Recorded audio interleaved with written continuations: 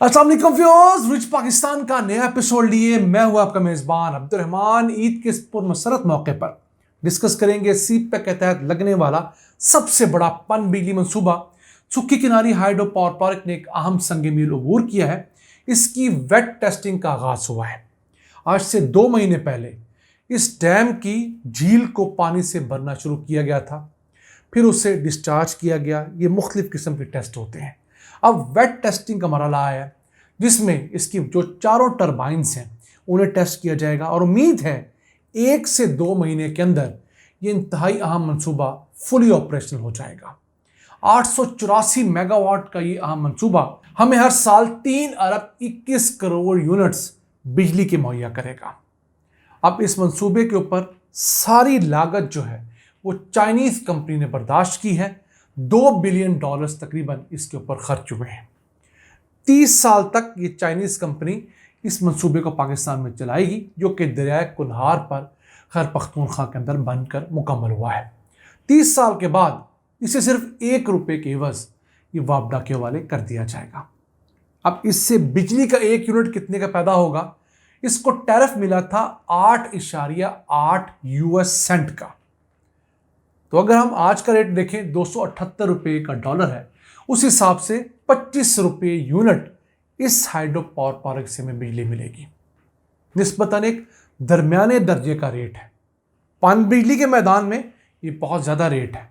जो वापडा के अपने मंसूबे हैं, जो हमारे डैम है, तरबेला डैम, मंगला डैम वगैरह, उनसे तो हमें बिजली का 1 यूनिट 2, 3, ₹4 में पड़ता है।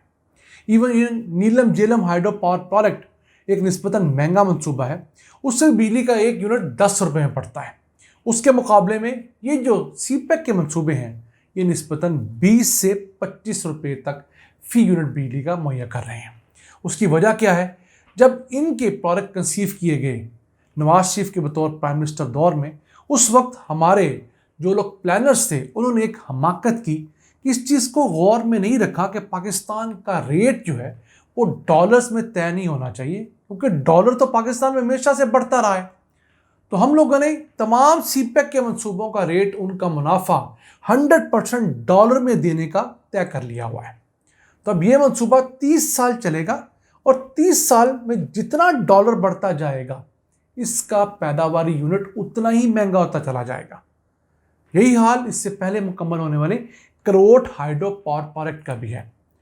अब इन हाइड्रो पावर प्रोजेक्ट के मंसूबों का फ़ायदा ये ज़रूर है कि हमें इनका किराया कोई अदा नहीं करना पड़ेगा। ये जब पानी होगा ऑटोमेटिकली चलते रहेंगे।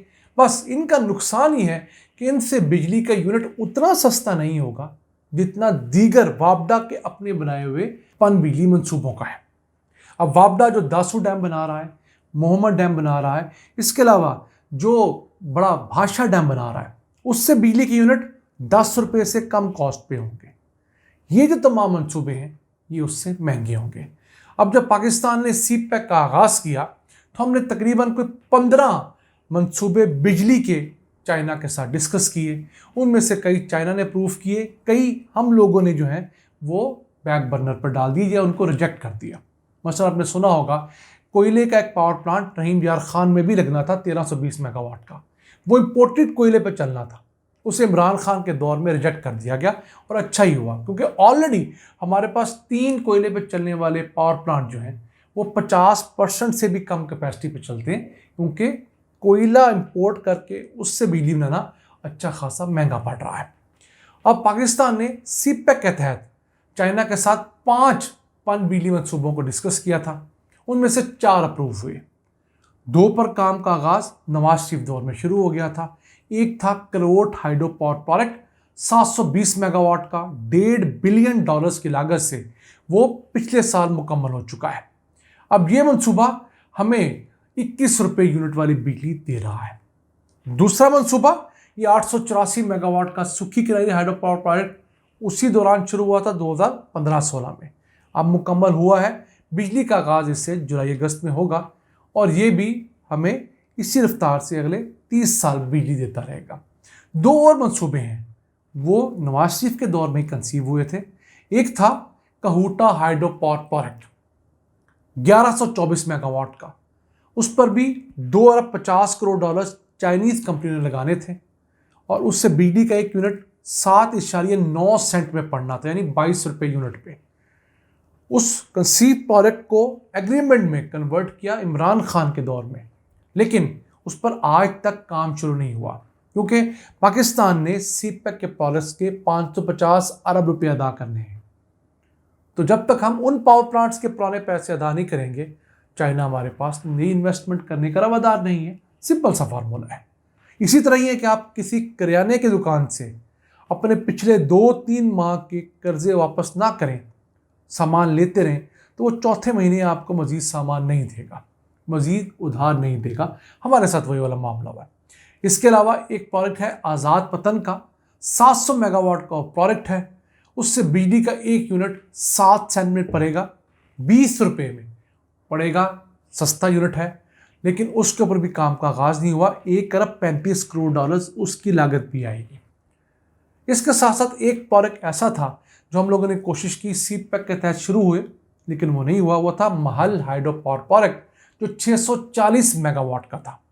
अब पाकिस्तान ये कोशिश कर रहा है कि उसे पब्लिक प्राइवेट पार्टनरशिप या इंटरनेशनली किसी कंपनी की मदद से या इवन चाइना की मदद से ही शुरू किया जाए। सीपेक के अलावा चाइना की कोई कंपनी अपनी मर्जी से आए उस प्रोजेक्ट को शुरू करे, वो भी पन बिजली मंसूबा ही होगा। तो हमारे पास जो पन बिजली मंसूबे सीपेक के तहत लगे हैं, अच्छा तो बहुत है कि एक, हमें उनका कोई किराया अदा नहीं करना पड़ेगा। दूसरा, उनके लिए किसी किस्म का फ्यूल इंपोर्ट नहीं करना पड़ेगा। तीसरा, इन्वायरमेंट के लिए वो बहुत अच्छे हैं। चौथा, उनसे जॉब्स क्रिएट हुई हैं। जैसे सुक्की किनारी हाइड्रो पावर प्रोजेक्ट, ये 4200 जॉब्स क्रिएट कर चुका है। वहाँ पर इंजीनियर्स को नौकरियाँ मिली, टेक्नीशियंस को मिली, मजदूरों को मिली। लेकिन अब इनका एक नुकसान जो है वो नहीं कैलकुलेट किया गया।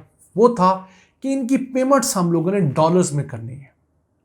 उस वक्त अगर 50-50 कर लिया जाता कि जनाब आपकी जो यहाँ ऑपरेशन की कॉस्ट है, मेंटेनेंस की कॉस्ट है, स्टाफ की कॉस्ट है, दीगर तमाम अखराजात है, समझ लीजिए वो 50% है, 40% है, वो रकम हम आपको 40% रुपयों में देंगे, बाकी आपको डॉलर में देंगे।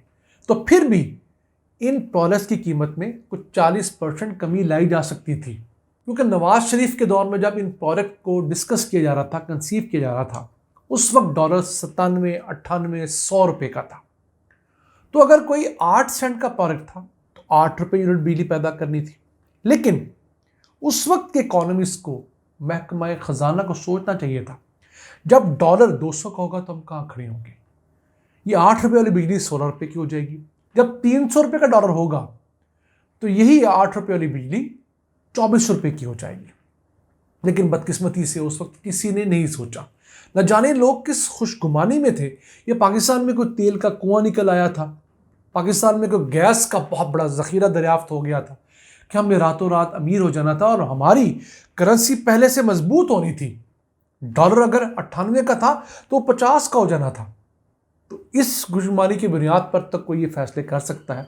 लेकिन मेरिट पे देखा जाए, मेरे जैसा एक आम शख्स भी अगर ये एनालाइज कर पा रहा है तो उस वक्त के लोग क्यों नहीं कर पा रहे थे।